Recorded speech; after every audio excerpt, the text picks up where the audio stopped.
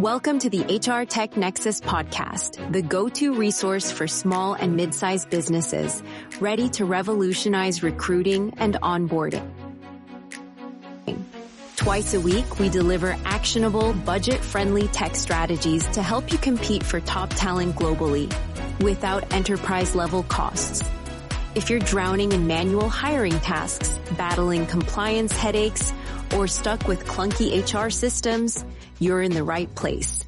We break down tools like AI-driven applicant trackers, seamless onboarding platforms, and compliance automation, all scaled for SMEs.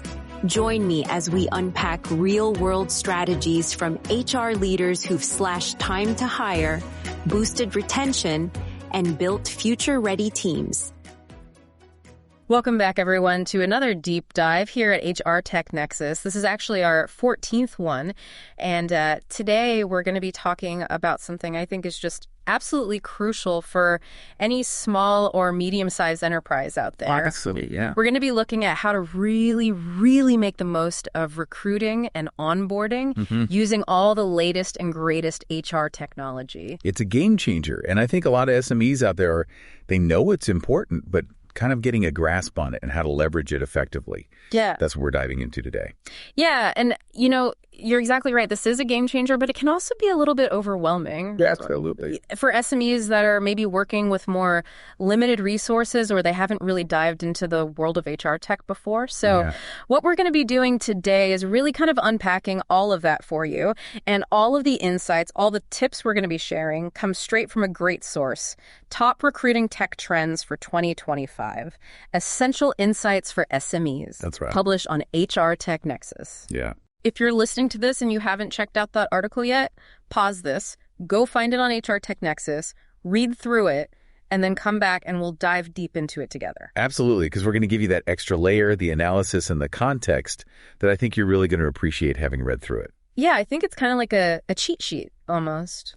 Oh, yeah. Or like a shortcut. Like you've read the textbook, and now we're here to be like, okay, this is what you need to really pay attention to, and this is how you can actually apply this stuff. Absolutely, yeah. Yeah. Cut through the noise a little bit, get to the good stuff. Yeah, exactly.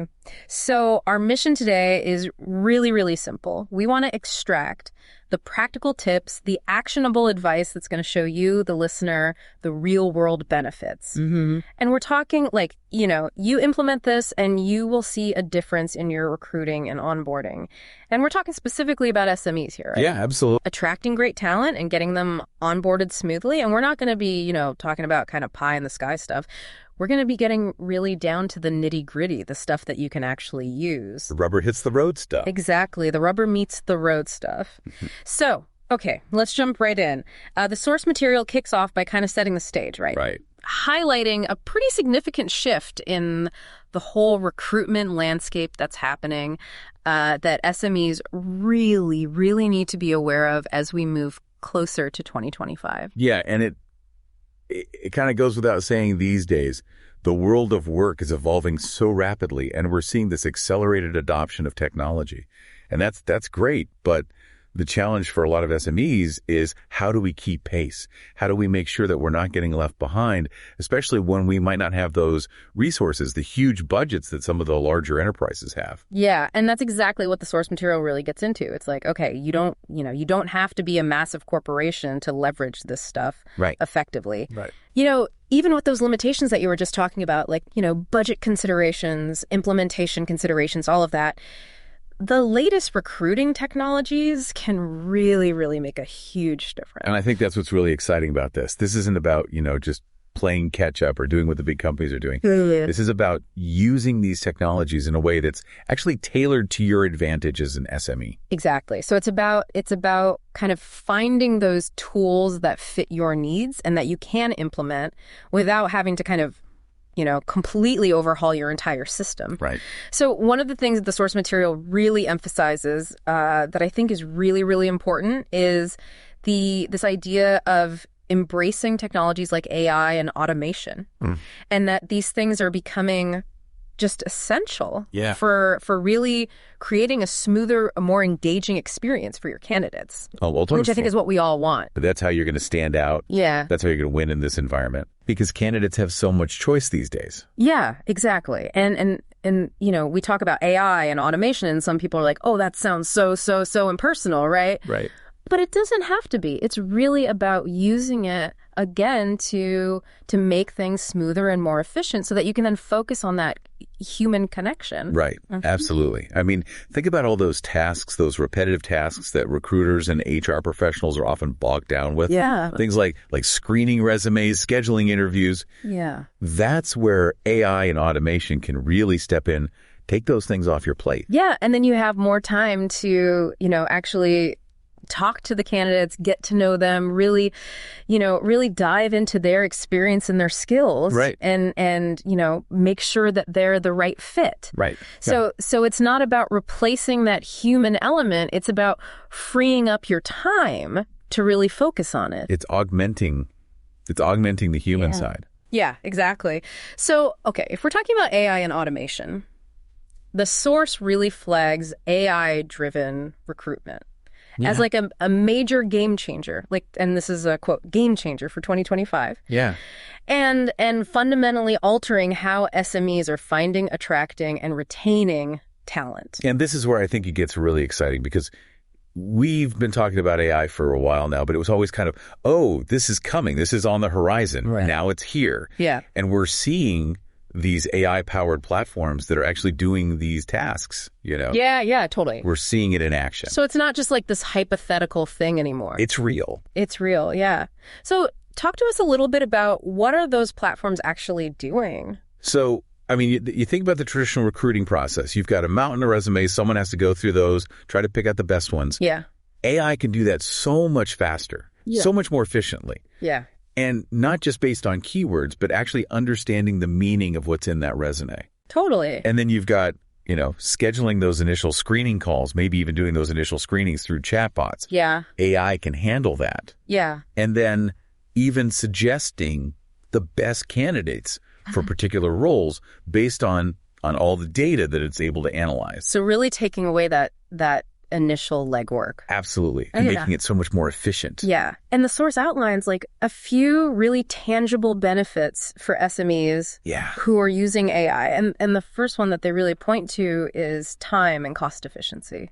And I think that's huge, especially for SMEs where resources are always, something you're thinking about. Yeah, exactly. So by automating those manual processes, those repetitive tasks, you're freeing up your team. They can focus on, as we were saying earlier, those more strategic things, the human element. Yeah, exactly. Building relationships with candidates. Yeah, and we're not just talking, hypothetically, the source actually cites a couple of examples. For example, they say some SMEs who are using AI-powered resume screening are reporting that they're reducing the time they're spending on that initial review by up to 70%.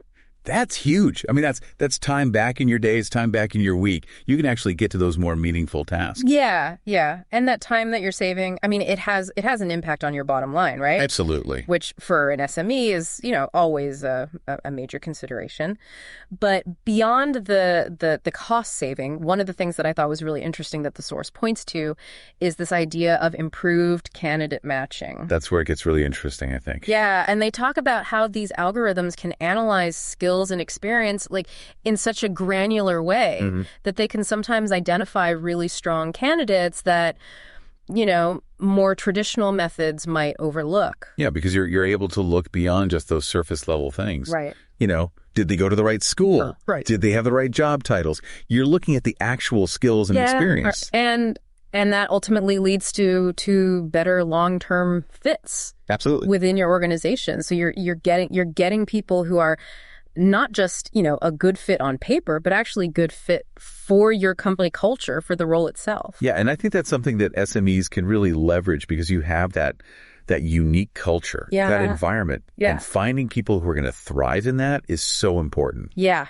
totally. And I think that actually ties into the third major advantage that the source points to, which is bias reduction. Yeah. And they talk about how, AI tools, and of course, like any tool, it depends how you implement it. Right. But when implemented thoughtfully, AI tools can really help remove some of that unconscious bias. Mm-hmm. Yeah, it's taking that human element out of those initial stages. So you're not making assumptions based on, a name or where someone went to school. Yeah, exactly. You're looking at, again, those skills, those abilities. Yeah. So it can really help contribute to a more diverse and inclusive workforce, which is something that, more and more organizations are recognizing is so, so, so important. Yeah, and it's not just the right thing to do. It's also good for business. Yeah. Diverse teams perform better.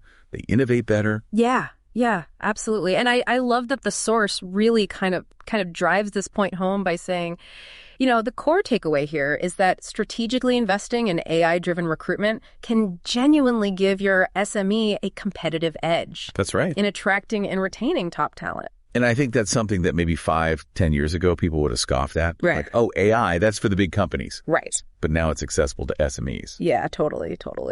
So, okay, we've talked a lot about AI, but there's another big trend that the source highlights that I want to shift to, which is this whole idea of skills-based hiring.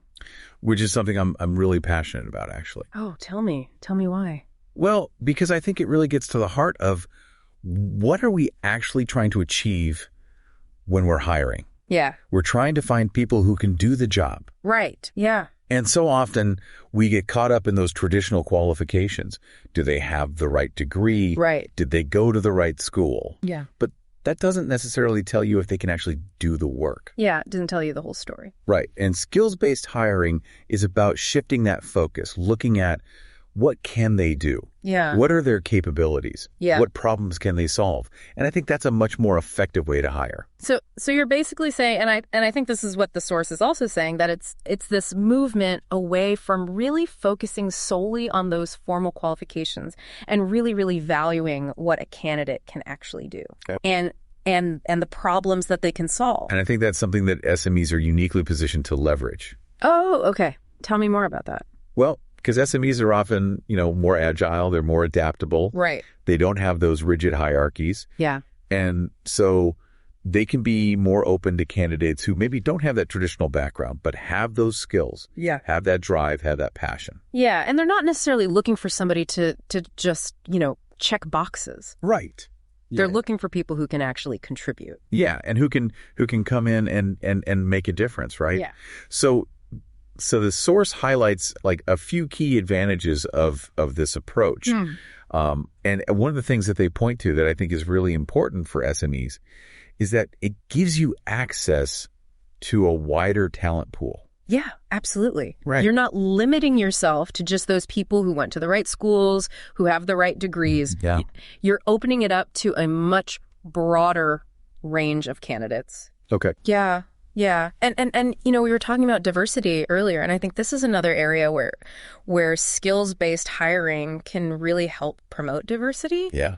Because you're removing some of those barriers Yeah. that traditionally have kept people out. Yeah. If you don't have that degree, Right. it's hard to get your foot in the door. Yeah. Skills-based hiring says, well, let's see what you can do. Yeah, exactly. And I think that's so important for SMEs that are trying to, build a more diverse and inclusive workforce. And again, it goes back to it's good for business. Mm-hmm. You're getting those different perspectives, those different experiences. Right, yeah. That's going to make your team stronger, more innovative. Yeah, totally. So the source, goes on to talk about another really important benefit of skills-based hiring, which is reduction of hiring bias. Yeah. And we've talked about bias already, but I think it's important to kind of keep coming back to this because, we all have biases. We do. Right. We're human. We're human. Yeah. And so it's not about, saying that you're a bad person if you have biases. It's about recognizing that we all have them. Right. And then trying to put systems in place to help mitigate them. And that's where skills-based hiring can be so powerful. Yeah. Because you're taking some of that subjectivity out of the equation. Right. So you're not as influenced by things like, the prestige of an educational institution. Exactly. You're not saying, oh, well, they went to Harvard, so they must be great. Right. You're saying, well, let's look at what they can actually do. Yeah. And I love this line from the source where they're talking about how, focusing on skills helps minimize biases related to, that prestige of educational institutions. Right. And it's like, I went to a state school. Me too. So, and I know so many talented people who went to, less prestigious schools. Absolutely. We're amazing Thanks at what they do. for joining us on the HR Tech Nexus I've met people who Podcast. went to Ready Ivy to League take schools, action? and Head to maybe they're not quite as impressive as to their access resume might today's suggest. episode resources. Exactly. So it's including really about getting actionable beyond guides, that and really real-world focusing case on what studies, people can and actually free tools to And I streamline think that's your a hiring much and fairer way onboarding. to assess candidates. Don't miss our weekly newsletter So for the bite-sized final HR thing that the tech source hacks, points to in terms of software benefits comparisons, of skills-based and compliance hiring tips is tailored that to it can SMEs. lead to No enhanced performance enterprise-level predictions. budgets required. And I think that's something And that, if you're ready any to transform organization your is HR looking workflows for. Of course. with custom-built we want to know, solutions, is this book a person free going discovery to be call successful with in our this role? experts. Right. And We traditionally, design we've relied strategies on, that fit your those company's proxies, size, education, industry, job and titles. global Yeah. needs. But skills-based Until next hiring time, says, well, let's innovate actually measure boldly, those skills. outsmart Yeah. the Let's see status how they quo, perform and on let's tasks build that are HR relevant teams to the that job. don't Yeah. just compete, And that's going to give us they a much better dominate. indication of how they're going to do. So it's like, instead of just looking at, a baseball player's, batting average, you're actually, watching them take some swings. You've seen them in action. Seeing them in action, yeah, which is, ultimately going to give you a much better sense of how they're going to perform on the field. And I think that's something that SMEs can really benefit from because, every hire is so important. Yeah. You don't have the luxury of, making a few mistakes. Right. Every hire has to count. Yeah, you want to make sure that you're getting the right people in the door. Absolutely. So we've talked about AI. We've talked about skills-based hiring. Mm-hmm. The source then moves on to a topic that has become just so increasingly important, I think, in today's work environment, which is embracing hybrid and remote work models. Yeah, this is no longer a nice to have. Right. This is essential. It's table stakes, right? Yeah, absolutely. And the source really kind of drives this point home. They say it's become essential for SMEs looking to attract and retain top talent. And I think the reason for that is candidates are demanding it. Yeah. They want that flexibility. They want that work-life balance. Yeah. And if you're not offering it, they're going to go somewhere else. Yeah, they're going to go to your competitor down the street who is. Absolutely. Yeah. So the source kind of breaks down like a few key benefits of offering these flexible work arrangements. Yeah. And the first one that they really point to is improved employee satisfaction. And I think that's a no-brainer, right? Yeah. When people have that flexibility, when they can manage their work and their life in a way that works for them, they're going to be happier. Yeah. They're going to be more productive. Yeah, it reduces stress. It allows them to, take care of their families, take care of themselves. Yeah, and it shows that you trust them. Yeah. You're not micromanaging them. You're saying, we trust you to get your work done wherever you are. Yeah. And I think that trust is so, so important. It is. Especially, these days when people are really looking for employers that respect them and that value their time. And I think that's a key differentiator for SMEs. Yeah. You can create that culture, that environment of trust. Yeah. And that's something that's going to attract top talent. Yeah, totally. So beyond the kind of soft benefits, right, of employee satisfaction and morale, the source also reminds us that there are some very practical benefits to offering hybrid and remote work. Yeah. Like cost saving. Absolutely. I mean, think about your office space. Yeah. If you don't need everyone in the office every day, right, you can downsize. You can save money on rent, on utilities. Yeah. That's a real tangible benefit. And for an SME, those savings, can be quite significant. It can be the difference between, making a profit or not. Yeah. So it's definitely something to consider. Yeah. And the other thing that the source mentions that I thought was really, really interesting is this idea that remote work, really removes those geographical limitations, right? Yeah. So you can recruit talented individuals from literally anywhere. This is a game changer, I think, especially for SMEs that might be located in areas where the local talent pool is limited. Right. Yeah. You're not just confined to who's in your immediate area. Yeah. You can cast a much wider net. Yeah. You can have the best person in the country, in the world, potentially working for you. Absolutely. Which is just incredible. So the source really kind of wraps up this section by saying, for SMEs that are really aiming to strengthen their employer brand and attract in-demand talent, adopting hybrid work models seems like it's a crucial strategy. It's not just a perk anymore. It's not a perk, it's a must-have. It's a must-have. Yeah. So, okay, we've talked about AI, we've talked about skills-based hiring, we've talked about embracing hybrid and remote work, but there's one more kind of specific area that the source touches on that I want to make sure we talk about, which is the strategic use of IT staff augmentation. And this is something that I think a lot of SMEs might not be familiar with. Right, yeah. So basically it's a way to access specialized IT skills without having to make a permanent hire. Yeah. So you're essentially hiring a contractor or a team of contractors for a specific project or a specific period of time. Yeah, so it's kind of like, instead of hiring, a chef to work in your kitchen full time, you're bringing in a caterer for a special event. Exactly. Right. You're getting that expertise when you need it. Yeah, and you're not having to kind of, pay for them to be there all the time when you don't necessarily need them. Right. Yeah. So the source really highlights scalability as a key benefit of this. And that's huge for SMEs. Yeah. Because your needs might fluctuate. Right. You might have a big project one month, and then the next month you don't need as much help. Right. So staff augmentation allows you to scale up and down as needed. Yeah. So it gives you that flexibility and agility that we were talking about earlier. Exactly. Yeah. Yeah. And the other thing that's really, really valuable about this is the access to expertise. Yeah. I mean, you might not be able to afford to hire, a top cybersecurity expert full time. Right. But you can bring them in for a short-term project to help you, assess your security risks or implement new security protocols. Yeah. Yeah. So you're getting that expertise when you need it, without having to make that long-term commitment. And I think that that's so valuable for SMEs that are, trying to stay competitive in a world where technology is evolving so quickly. Right. You don't have to, have all the expertise in-house. Yeah. You can access it as needed. Yeah, and I think that can be a real game changer for SMEs that are trying to keep up with the latest trends. Absolutely. So the final thing that the source points to in terms of benefits of IT staff augmentation is cost efficiency. Yeah. And I think this ties back to what we were just talking about, right? You're only paying for those skills when you need them. Yeah. You're not paying for, benefits for vacation time. Right. All those things that come with a full-time employee. So you're getting that expertise at a fraction of the cost. Right.